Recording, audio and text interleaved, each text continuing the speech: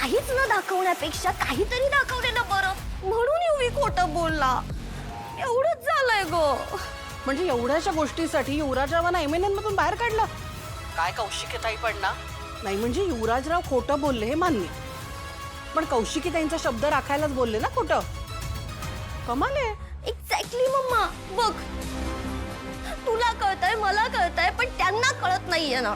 हाच प्रॉब्लेम आहे. त्यांना नाहीच कळणार, कारण त्यांचा सगळा कल त्या केदारकडे आहे ना.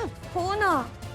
पण या सगळ्याचा युवीला खूप त्रास होतोय. बिचारा खूप फ्रस्ट्रेट आहे. मला कळत नाहीये की मी काय करू, कशी हेल्प करू त्याला.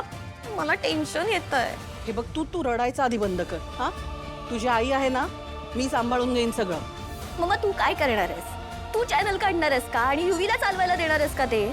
नाही, मी चॅनल नाही काढू शकत, पण मी माझ्या मुलीला असं रडतानाही नाही बघू शकत.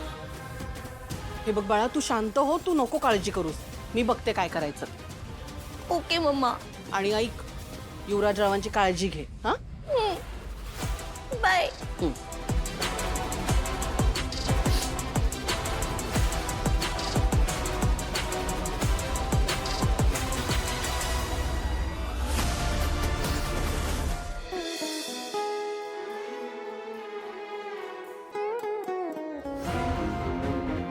वाह, छान गाणं ऐकणं चाललंय वाटतं. तुमच्या मुलीचं रडगाणं ऐकून आलीये मी इथे.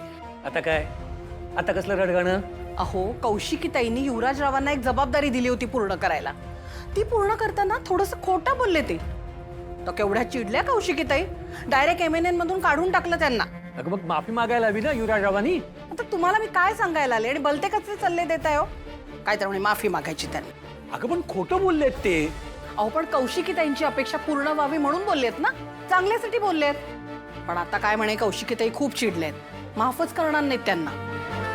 मी काय म्हणते, युवराजरावांच्या वतीने तुम्ही जरा बोला ना कौशिकीताईंशी. हा, समजवा त्यांना. घ्या. अगं एवढा मोठा कारभार आहे त्यांचा, आणि आपल्याला त्यातलं काय कळतंय?